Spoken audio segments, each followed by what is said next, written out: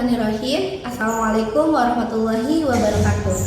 Yang terhormat Bapak Ibu penguji uji kinerja PPG dalam jabatan batch 2 tahun 2024. Perkenalkan, nama saya Risma Pujayana. Saya guru pendidikan agama Islam dan budi pekerti di SMP Negeri 6 Kuningan. Pada hari ini, saya akan melaksanakan praktek mengajar untuk memenuhi uji kinerja. Selamat menyaksikan. Bismillahirrahmanirrahim. Assalamualaikum warahmatullahi wabarakatuh. Waalaikumsalam warahmatullahi wabarakatuh. Selamat pagi anak-anak. Selamat pagi. Alhamdulillahirrahmanirrahim. Pada hari ini kita bisa bertemu kembali dalam pelajaran pendidikan agama Islam dan budi pekerti. Silahkan ketua kelasnya untuk berdoa terlebih dahulu. Duduk siap. Sebelum belajar, mari kita berdoa. Berdoa dimulai. Bismillahirrahmanirrahim. Rabbi zidni ilman warzuqni fahman birahmatika ya arhamar rahimin.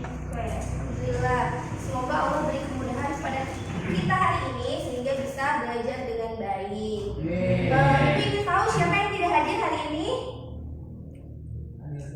Hadir semua. Alhamdulillah.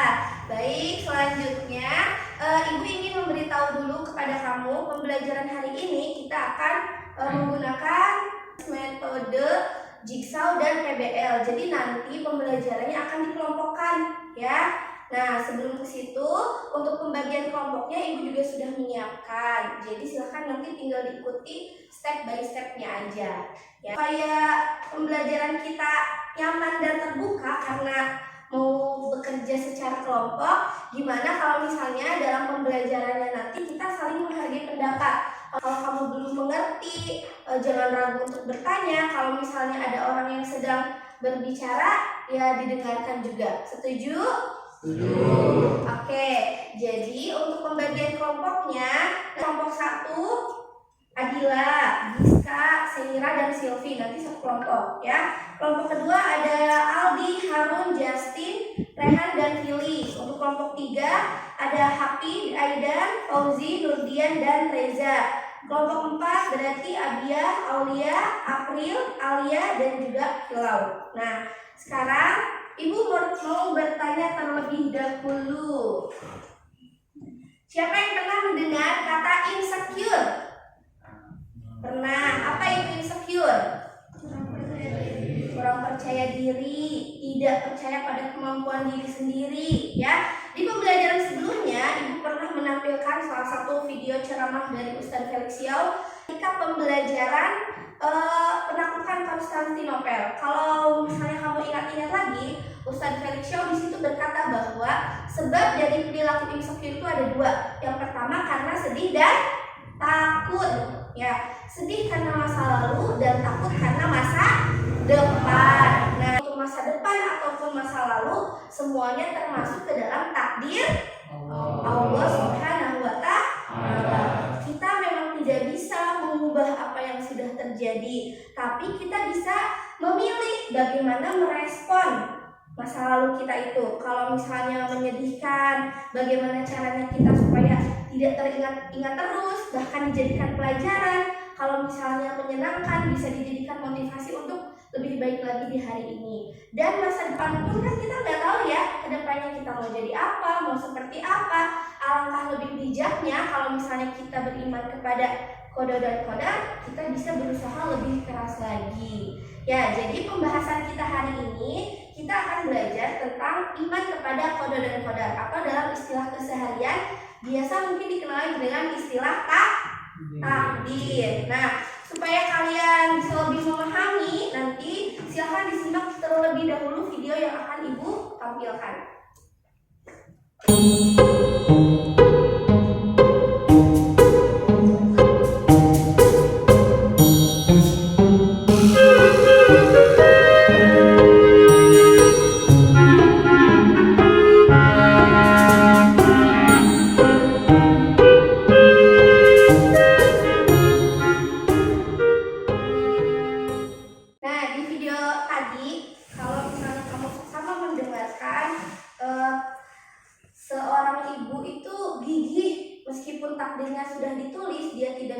mempunyai anak, tapi dia berusaha untuk berdoa.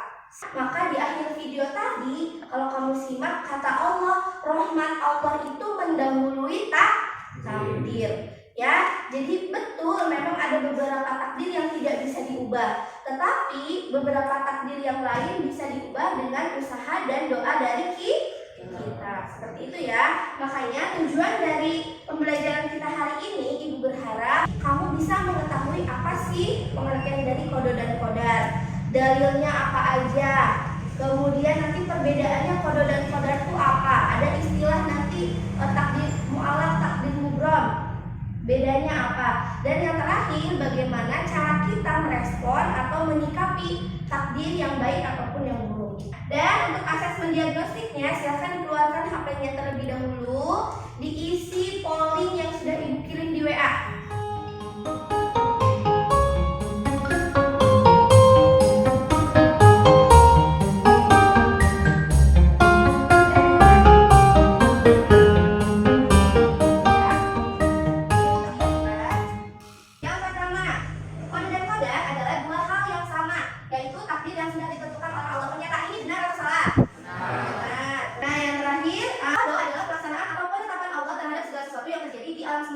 Sementara qadar adalah ukuran dan bentuk dari ketentuan tersebut. Pernyataan ini benar atau salah? Benar. Betul, 7 orang betul. Oke. Ya, selanjutnya karena kalian sudah mengisi semua, silakan sekarang duduknya per kelompok sesuai dengan tadi yang sudah Ibu sebutkan kelompoknya. Di sini kelompok 1, di belakang kelompok 2, di sini kelompok 3, di belakang kelompok 4. Jadi satu samain aja mejanya. Ini skema pembelajaran kita hari ini ya. Jadi pada hari ini karena seperti yang Ibu bilang tadi, Ibu akan menggunakan metode jigsaw dan juga model pembelajaran PBL atau problem based learning. Jadi nanti setiap kelompok akan diberikan satu permasalahan yang ada di lingkungan sekitar mengenai takdir ya. Jadi nanti kalian tugasnya mencari atau menganalisis permasalahan tersebut. Nah, kemudian dicari solusinya. Selain itu, karena menggunakan metode jigsaw, setiap kelompok nanti harus ada satu siswa yang ditentukan menjadi siswa ahlinya, di mana siswa ahlinya itu nanti akan menjelaskan keliling kepada kelompok yang lain untuk menjelaskan materi keahliannya.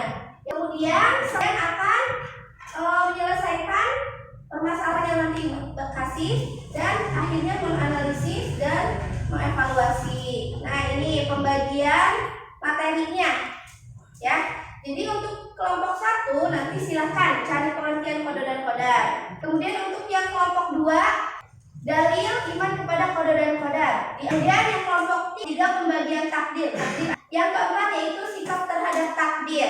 Nah, Ibu sudah mengirim sumber belajar digital, ada di HP, boleh dilihat dulu. Itu ada yang flipping book. Nanti kalau misalnya kamu membutuhkan buku sumber, kamu boleh ambil yang ini.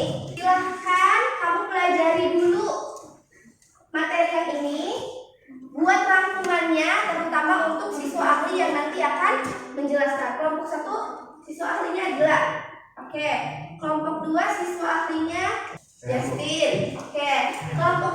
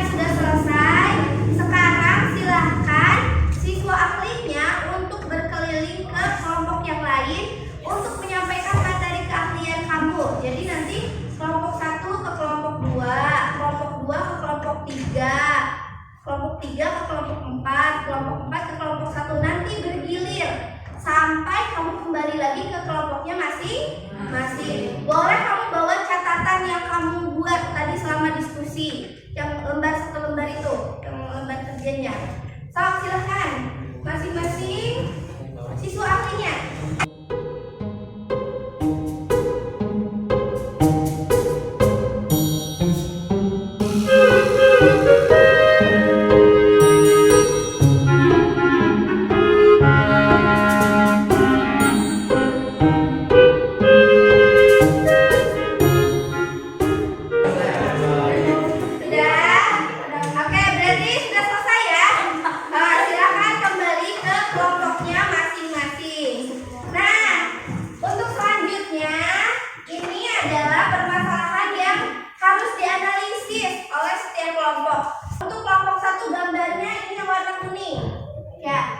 Ada seorang siswa sudah bekerja keras, rajin, belajar untuk ujian, tapi nilainya tetap aja sama, jelek. Ya, akhirnya dia itu kecewa.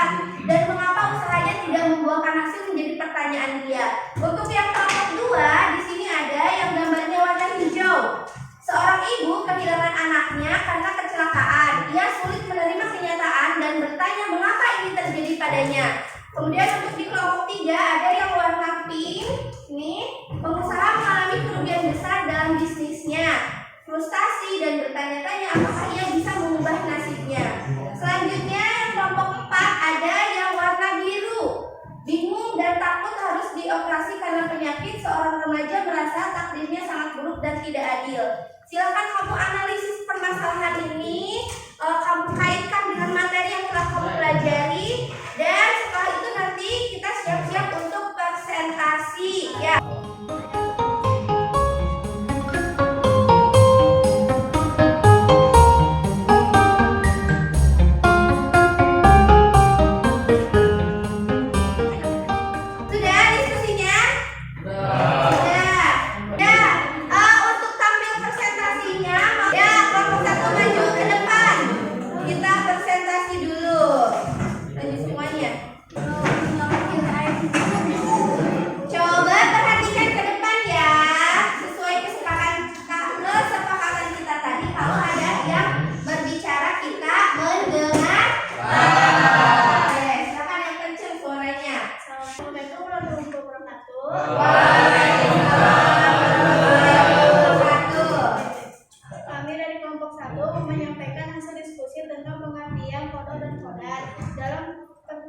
Dalam perspektif Islam, ya.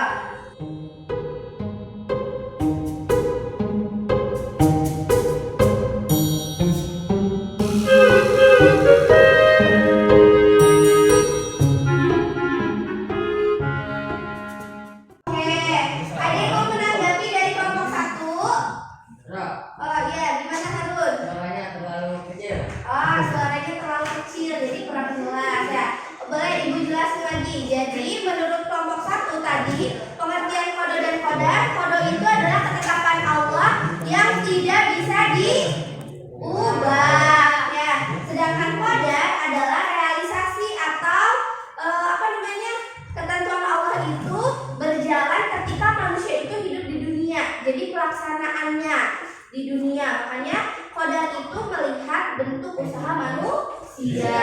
Tadi untuk permasalahan yang dianalisis, kecewa boleh, tapi jangan berlebihan ya. Oke, tepuk tangan untuk kelompok 1. Kelompok 2 selanjutnya.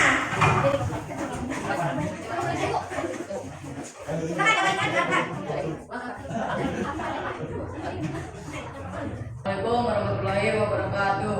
Waalaikumsalam warahmatullahi wabarakatuh.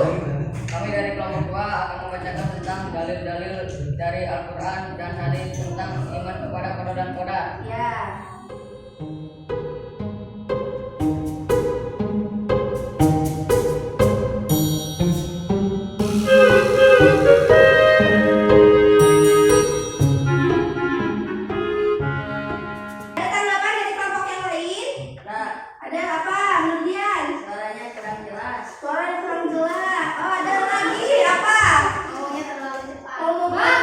Cepat, iya.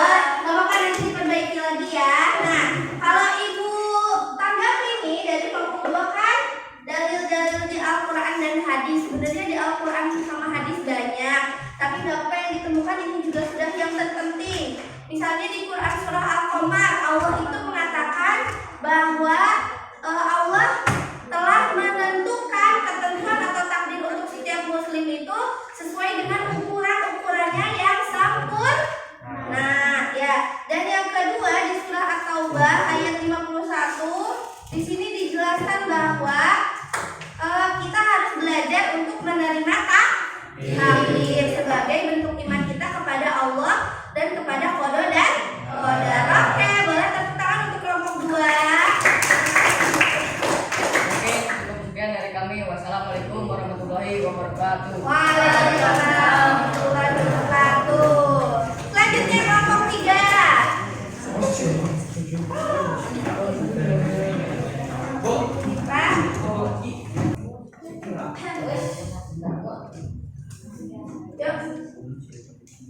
Assalamualaikum warahmatullahi wabarakatuh. Waalaikumsalam warahmatullahi wabarakatuh. Perkenalkan, kami dari kelompok 3 yang terdiri dari Aidan, Reja, Nurdian, Fauzi, dan Hafid. Ya. Kami akan menjelaskan materi tentang pembagian takdir, pengertian takdir mualaf, dan takdir mubrom beserta contohnya. Takdir dibagi menjadi 2 jenis. 1. Takdir mualaf adalah takdir yang bisa dipengaruhi oleh usaha dan doa kita. Contoh takdir mualaf rezeki dan jodoh. Iya. Takdir mubrom adalah takdir yang sudah pasti dan tidak bisa diubah. Contohnya takdir mubrom kematian dan kelahiran. Iya. Terus analisis permasalahannya? Permasalahannya apa? Kelompok 3. Ada seorang pengusaha yang menghadapi kerugian besar dalam bisnisnya, merasa frustasi dan bertanya-tanya apakah ia dapat mengubah nasibnya. Terus analisis permasalahannya? Peristiwa pengusaha yang menghadapi kerugian besar adalah contoh nyata dari kombinasi antara takdir mualaf dan takdir mubrom. Dalam hal ini, takdir mualaf mengajarkan kita bahwa pengusaha tersebut dapat berusaha, berdoa, dan mencari cara untuk mengubah keadaan bisnisnya. Ya. Allah memberikan ruang bagi usaha dan doa untuk berperan dalam mengubah takdir yang masih tergantung pada ikhtiar manusia. Namun ada juga elemen dari takdir mubrom, di mana kerugian besar yang dialaminya. Mungkin mereka takdir yang tidak dapat bisa diubah dan meskipun sudah berusaha, beberapa hal tetap terjadi karena sudah ditentukan oleh Allah sejak awal. Penting untuk diingat bahwa meskipun kita tidak selalu bisa mengubah setiap takdir, kita tetap harus berusaha dengan sebaik-baiknya, berdoa dan bertawakal, yakin bahwa Allah mengetahui dan maha bijaksana dalam setiap keputusannya. Oke, ada yang mau menanggapi? Sudah bagus. Ada yang mau ditanyakan? Apa? Mau ditanyakan? Kenapa kematian termasuk takdir mubrom? Kenapa kematian termasuk takdir mubrom? Takdir mubrom itu kan nggak bisa diubah ya? Ya, karena kematian itu mutlak dari Allah. Jadi kalau misalnya kita nggak mau mati dulu, nggak mau meninggal dulu, sejauh apapun kita menghindar, sejauh apapun kita pergi ke luar negeri atau kemanapun, bahkan setinggi apapun tembok yang kita bangun untuk menghalangi kematian, tetap tidak akan bisa, karena kematian itu adalah takdir mubrom yang sudah ditentukan Allah dan tidak bisa diubah oleh manusia dengan usaha apapun. Paham sampai situ? Paham. Sudah? Silakan ditutup. Sekian, terima kasih dari kita dari kelompok 3. Mohon maaf jika ada kesalahan. Wassalamualaikum warahmatullahi wabarakatuh. Waalaikumsalam warahmatullahi wabarakatuh.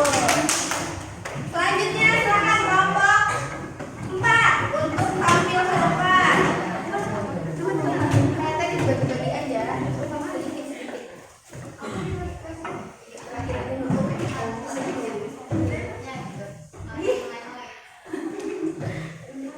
Ya, ini kelompok keempat dan terakhir, silakan disimak ya.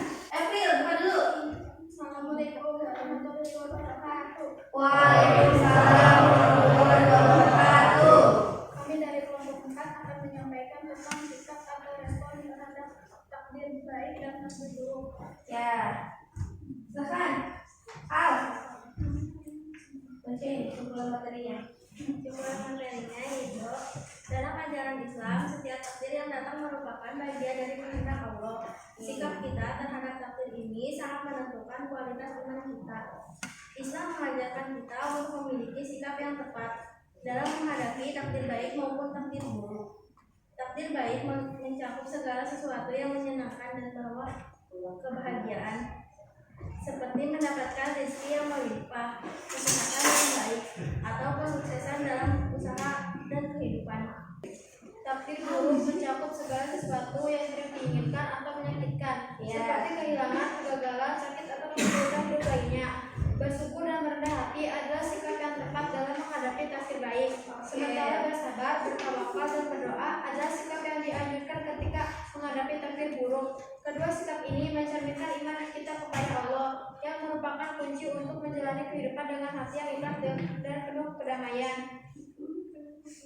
Permasalahannya apa? Seorang mengalir mendapati dirinya harus menjalani operasi bisa akibat penyakit yang dideritanya, merasa bingung dan takut. Dia merasa kemudian sangat buruk dan tidak adil. Jadi analisis permasalahannya. Ketika seorang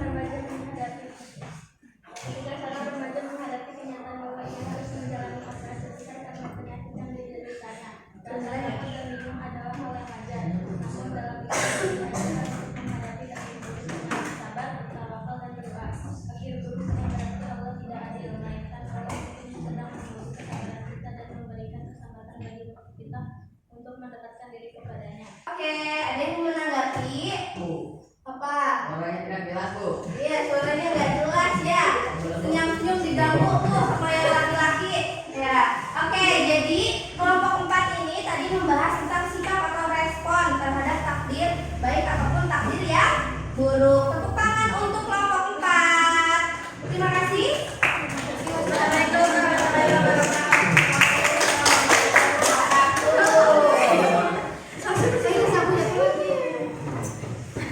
Jadi presentasinya cukup baik. Kalian belajar untuk berbicara di depan itu adalah satu keberanian yang harus diapresiasi. Oke, jadi pembelajaran kita hari ini bagaimana? Apakah kamu sudah mulai terbuka sehingga kamu mulai memahami apa itu kode dan kodar?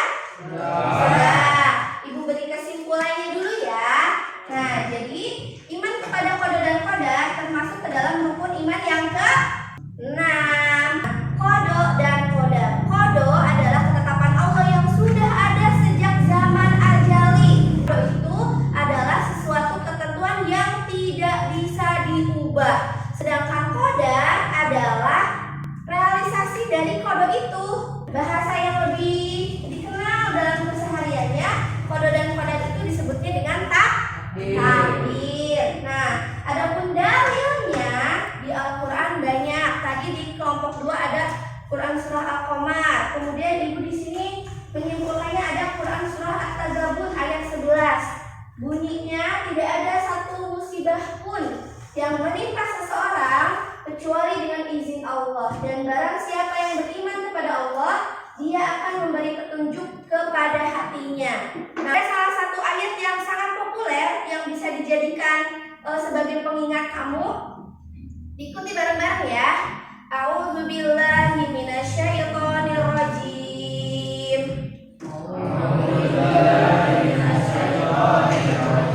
Bismillahirrahmanirrahim.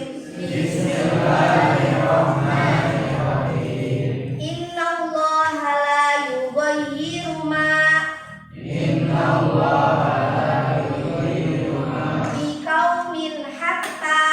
biqaumin hatta yughayyiru ma bi anfusihim. Oke, itu adalah penggalan dari Quran surah Ar-Ra'd ayat 13. Innallaha la yughayyiru ma biqaumin hatta yughayyiru ma bi anfusihim. Sesungguhnya Allah tidak akan mengubah keadaan suatu kaum sebelum kaum itu sendiri yang mengubahnya. Kemudian ada 2 pembagian takdir di sini. Yang pertama takdir mu'allaq dan takdir mubrom. Takdir mu'allaq adalah takdir yang ketentuan Allah yang bisa diubah dengan usaha kita sebagai manusia, dengan ikhtiar. Contohnya rezeki dan jodoh. Yang kedua yaitu takdir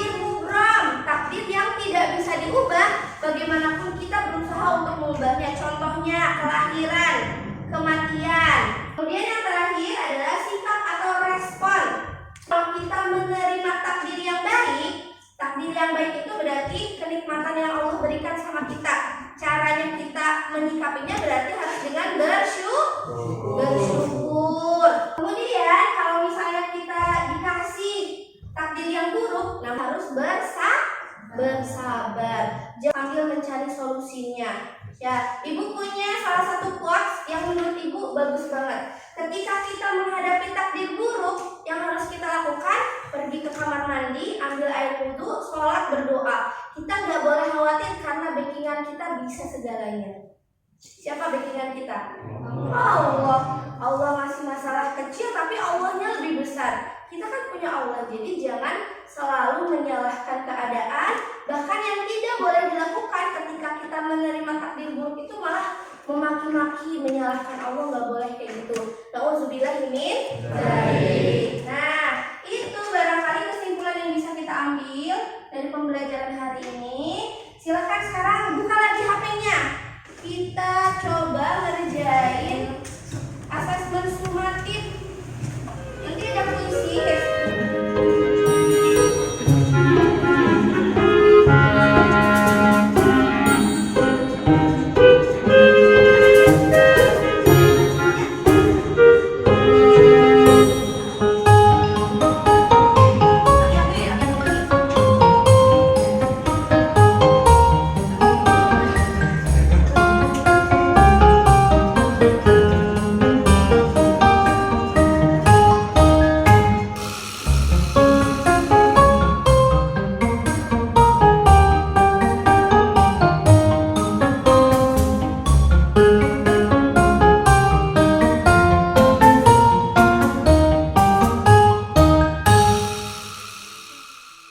Alhamdulillah nih beberapa anak ada yang tuntas, ada juga yang belum tuntas nih. Yang paling tinggi nilainya ada Adila, Silvi, Abia, Fauzi, Hadan, Hafid dan Aidan.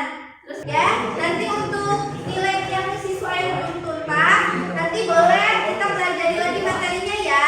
Kamu bisa nanya langsung ke ibu, atau misalnya nanti nanya ke teman, atau kalau misalnya kamu mau belajar sendiri, kamu bisa memanfaatkan HP kamu menggunakan Google dan lain sebagainya.